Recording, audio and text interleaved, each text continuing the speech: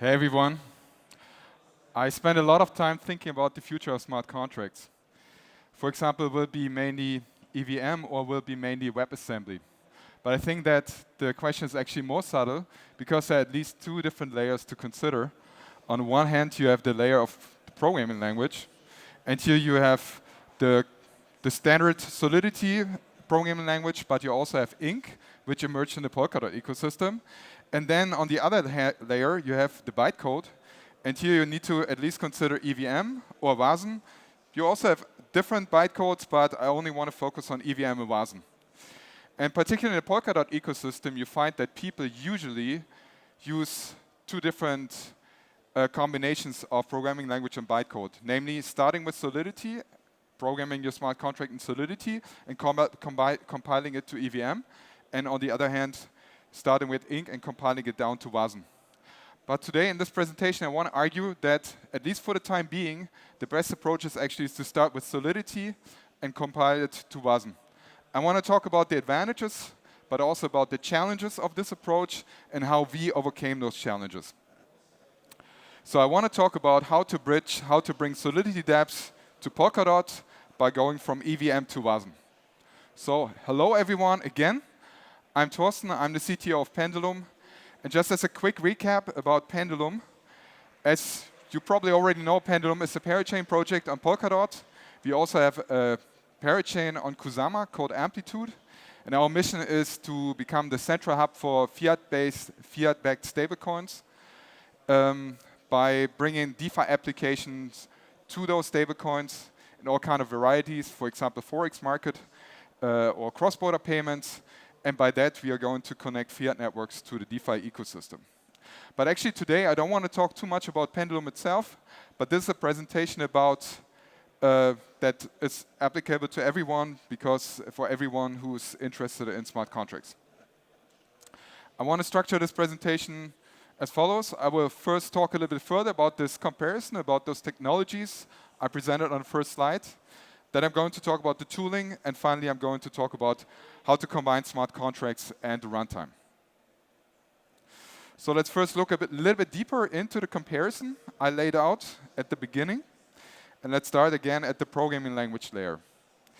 So obviously you have Solidity, which is the most common technology to write your smart programming language to write your smart contract, has the highest adoption, and the chance is really high that a smart contract developer would pick Solidity at the moment because it gives them the chance to deploy their smart contract on a wide variety of ecosystems.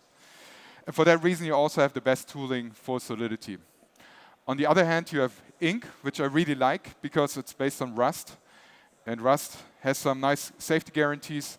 And at least in my opinion, you will avoid typical bugs and errors by developing in Rust and in Ink. Ink is also more flexible, in my opinion, because Solidity is tailor-made for Ethereum and EVM and compatible ecosystems, whereas Ink is able to interact with any kind of parachain, and parachains have all kinds of different assumptions. Now let's look at one layer deeper at the bytecode. And here you want to compare EVM and Wasm. You can execute EVM on your substrate chain by using an EVM palette. And you can execute Wasm by using palette contracts. Now looking at some further differences, we can say that EVM has a standard interface, or at least EVM smart contracts have a standard interface.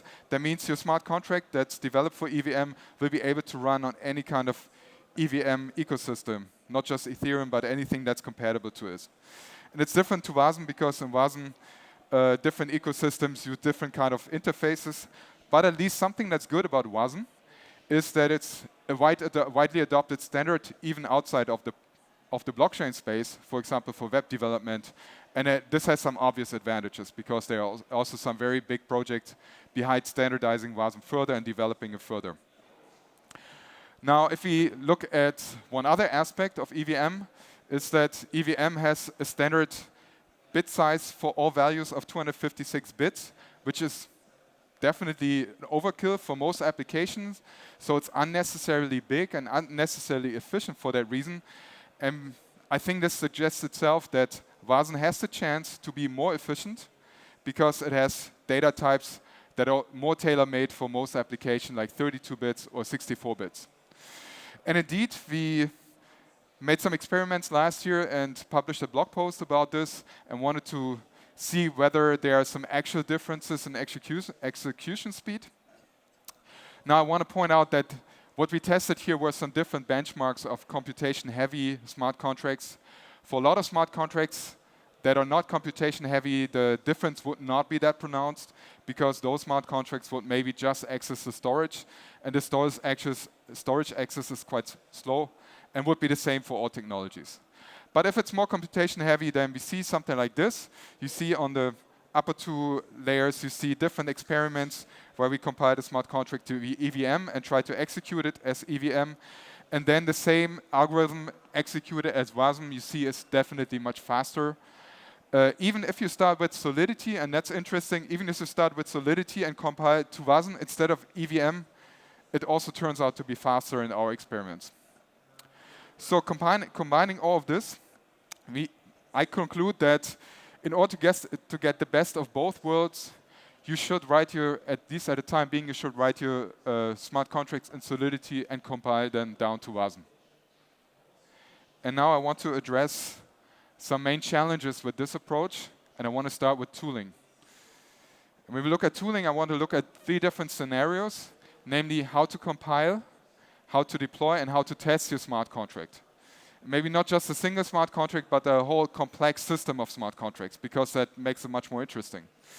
So we look at smart contracts developed in Solidity, and I want to compare how to use those tooling scenarios in the Ethereum space and how to use these tooling scenarios or how to consider them in the Polkadot space. Let's first look at compilation. And obviously, you would use the Solidity compiler for Ethereum in order to compile it down to EVM. If you want to compile a Solidity smart contract to Wasm, you would use Solang, which is a very nice compiler that can do exactly that. And it can also compile Solidity smart contracts to Solana for Solana bytecode. Now, let's look a little bit further into what Solang actually does. When you give it a Solidity smart contract, Solang actually executes mainly 2 different things, namely the Wasm code itself, the binary Wasm code, which is directly executed on Pellet contracts. And in addition to this, it also outputs metadata. Metadata consists of the data types used, also the messages and selectors used in the smart contract, constructors, and events emitted by the smart contracts. Now, what's important to consider is that Pellet contracts itself does not really use the metadata. It really just looks at the binary Wasm code. The metadata is more important for the interface. For the interface, for example, user interfaces or SDKs that need to interact with the smart contract. Here, I just want to show a quick example of how such a metadata looks like in the real world. You see that the output is a JSON file, and it contains a specification of constructors, events, messages, and types. I cleared everything out there. There would actually be something in these arrays. And you also see the Wasm code on this one line. It starts with some hexadecimal binary code. It's much longer, but I just shortened it in order to bring it on the slide. So to just put it in perspective again, the Wasm code is executed by Pellet contracts, but we can say that the metadata is mainly used in order to understand how to encode and decode the data types that go into and out of the smart contract. So that means if a user wants to interact with the smart contract, the metadata would be used in order to understand how to encode and decode this data. Something that I want to point out is that the metadata generated by Solang and by Ink, at least at the time being, is not exactly the same. There are some subtle differences, particularly when it comes to return values. Because Solang metadata also specifies how the code can revert and panic. And I want to show this as an example of the metadata. So this looks a little bit technical, but I will guide you through it. There is one part on the metadata which describes a Solidity error. This is an error that the smart contract can generate. And here it says that this error is of type 11. In order to understand what that means, we need to look further down in the metadata. And here's the definition of the type 11. You see it there. And this actually means that this type has 2 different subtypes. It can be either an error or a panic. Let's look at the error. The error itself is defined as type 9. So in order to understand that, we need to look further. Type 9 says that it consists of type 4, which is just a string. That's the error message. And there's some other funny construct. This is a path. And what that means is that the binary data returned by a contract compiled with Solang, if it generates an error, it will return binary data that starts with this path. This is the prefix, and after that, it contains the string, which is the error message. And this is something that Ink does differently. And for that reason, the typical tools, the JavaScript tools, or any other SDKs that you use in order to interact with your runtime or the palette contracts, for example, Polkadot.js, is not able to actually understand and interpret this correctly. What we did is to create a replacement for this. That's an npm module that can actually correctly interpret those return values. This you will find it as Pendulum chain -API Solang. And this is actually important to correctly interpret those return values, because even in error cases, you want to know what error message is returned, because, for example, this is important for testing scenarios. And I will talk a little bit more about testing further down. For testing, you want to expect a certain error message, and then you need to be able to correctly interpret that. Now, before we look at the next tooling scenario, I want to look at one concrete use case. And this is a smart contract called Nabla. This is a smart contract developed in Solidity and meant to be deployed on Pendulum. We are very close to that. Nabla is very interesting. On the one hand, it's a very complex system, and for that reason, a very good case study.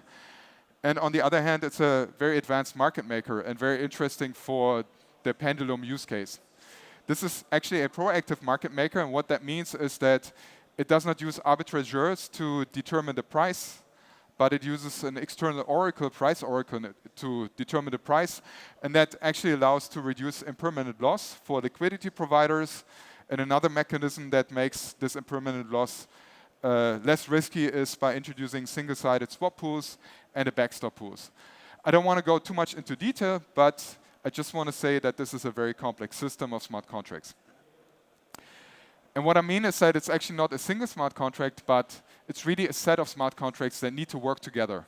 And if you want to deploy it, and that's something you need to do repeatedly during development, then you need to go through a complex workflow. Just want to show it quickly. First, to deploy a component, a central component called a router, and that router has access to ERC20 tokens, for example, USD or Euro. Let's say these are two tokens that this market maker is able to swap. Then as the next step, you would introduce a price feed. That's an oracle that introduces the prices of, or has an up-to-date price feed of those smart contracts, ERC20 tokens.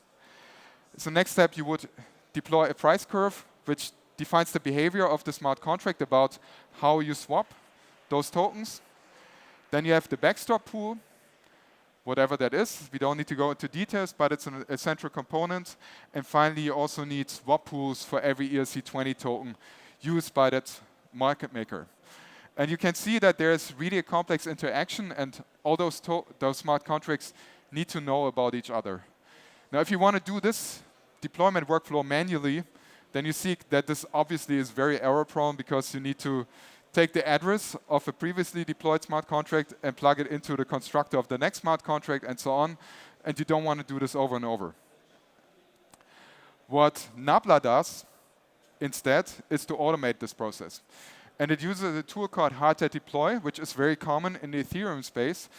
And it allows you to beautifully specify how to deploy a complex system of smart contracts. By orchestrating this, you can specify what constructor to execute and what other smart contract call to execute in order to initialize smart contracts. Something like this, unfortunately, doesn't exist in the Polkadot space.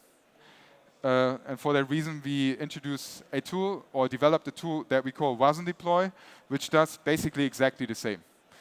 And you can see that migrating the deployment script from hard-at-deploy to Wasm deploy is very easy.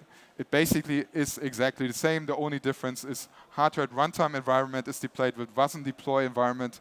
obviously, that's the only difference you see. Apart from that, it's basically similar, and for that reason, the migration is very easy. Now, as the last scenario, we want to look at testing. Nabla uses a testing tool called Forge, which is very common in the Ethereum space. What's special about Forge is that you write your test directly in Solidity itself. And that's pretty good, because you use the same language for the test as you do for the smart contracts. Something that's also important to know about Forge is that it uses those cheat codes.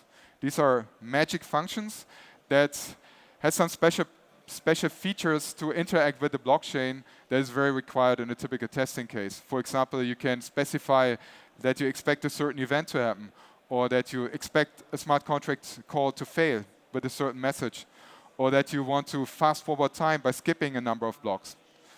Now the problem is that you cannot easily migrate that to Polkadot.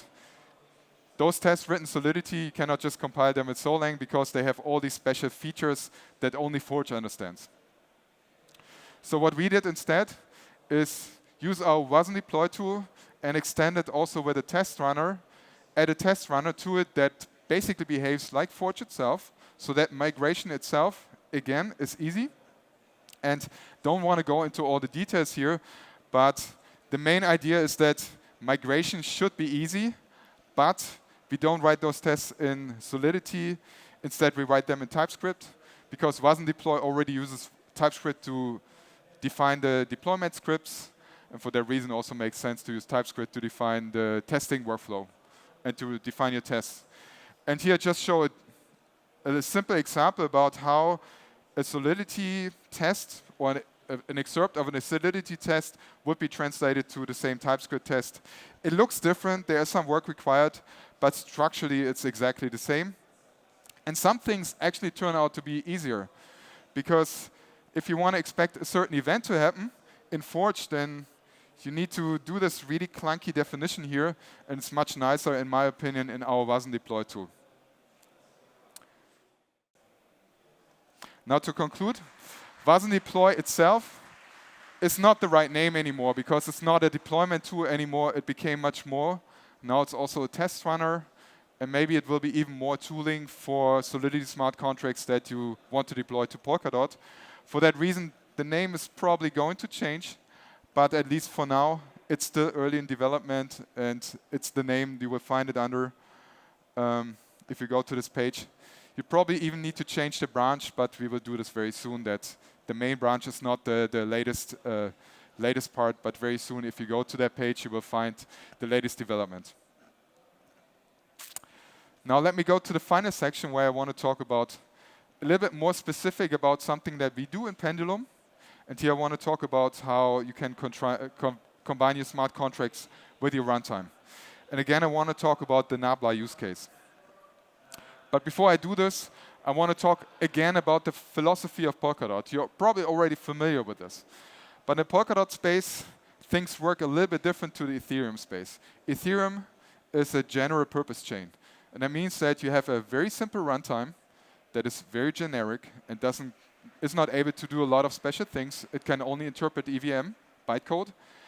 And all your special applications happen in user land.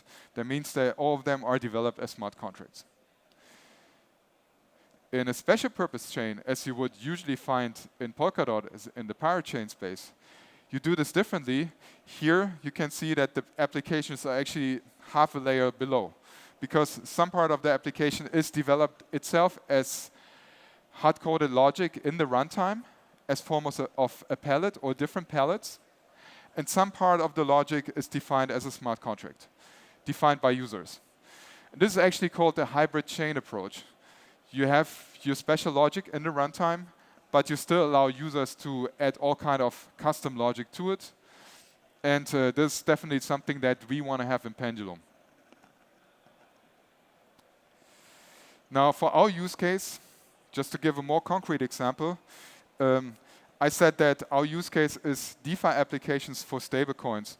And this would be particularly the Forex market, to bring the Forex market to blockchain in form of all kind of market makers, for example, Nabla. So such a market maker would be a typical smart contract, but you can also look at lending protocols or any other kind of protocol in the DeFi space that you know of that would make a lot of sense to deploy to Pendulum if it's particularly used for fiat-backed stablecoins. Now, the special logic that we implement in the runtime is that we manage those stablecoins in the runtime, and that, for example, we have an efficient price oracle directly in the runtime, so that the smart contracts don't need to be concerned about bringing in a price oracle themselves. Now let's look at a concrete example with Nabla again. If you consider that Nabla is originally deployed on an Ethereum-compatible chain, then Nabla would interact with other smart contracts, for example, two ERC20 smart contracts or many more ERC20 smart contracts for any kind of token that it wants to swap. And of course, it also needs a price oracle, which would also be implemented as a smart contract. In Pendulum, that would be different. That's what I just laid out. In Pendulum, you don't want to manage those tokens as a smart contract, but instead you want to manage them in a pallet, in a multi-token pallet. This could be OML tokens or pallet assets or any other kind of pallet. We happen to use OML tokens, but we extended with features from pallet assets, which resemble some more ERC20 capabilities that OML tokens doesn't bring. On the other hand, we also have an Oracle pallet, and what we do instead is that we now have a layer, an interface layer, which simulates the behavior of an ERC20 smart contract or an Oracle smart contract, but actually that layer just hands over the logic to the runtime. In order to understand how that actually works, we need to zoom in a little, and that's actually how it looks like. Those interface layers, this interface component is actually split into two parts. First, we have a chain extension. This is the part that allows pallet contracts to forward some logic directly into the runtime. And we would have a chain extension that brings ERC20 capability and also a chain extension that brings Oracle capability. And then on the contract side, we have wrapper contracts. That's what we call them. These wrapper contracts, they look to Nabla, they look like ERC20 smart contracts or like an Oracle smart contract, but only on the outside. On the inside, they actually just use the chain extension and forward the logic directly into the runtime. Maybe just as a summary, why you want to manage your tokens in the runtime. First, because all the other capabilities that Pendulum provides in the runtime should also be able to access those tokens. And it would be very cumbersome if they always need to go back into smart contract land. For example, the price oracle also needs to have access to those tokens. Now, just as a final remark about the wrapper contracts, we had some experimentation here, and I just want to present what we came up with at the end. Here's a typical core of an ERC20 smart contract, which allows you to inquire the total supply of a certain token. And this smart contract returns a uint 256, which is just a number, the number of tokens in supply. Now, the first approach was to write that wrapper contract in ink, but it turns out that ink always wraps this return value as not the actual value, but as a result. It's not exactly a result as in Rust, but it's very similar to this. So what you get is not the actual integer value, but it's wrapped in some additional logic. And that's a problem because Nabla expects that the wrapper contract behaves exactly as this ERC20 smart contract. It does not return a wrap value, but just the pure value. So what we did instead, and our conclusion is to write those wrapper contracts directly in Solidity and use Solang to compile them down to WebAssembly. And that worked perfectly for us. So I'm at the end of my talk. I hope I could motivate a lot of you guys to also develop your smart contracts in Solidity and get the advantages of some of the tooling and of the vast amount of smart contract developers, but to deploy them to pallet contracts in form of WebAssembly or any other bytecode that pallet contracts might support in the future, like RISC-V, RISC-V. We will see what the future brings. And with this, I thank you a lot for your attention. I'm exactly at the end of the talk. Perfect.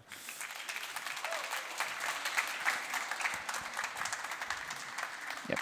Good job. Well, we are starting in 5 minutes, the next one. So, yep. OK. There's no Q&A? Sorry? There's no Q&A also. We don't have time, sorry. All right, good.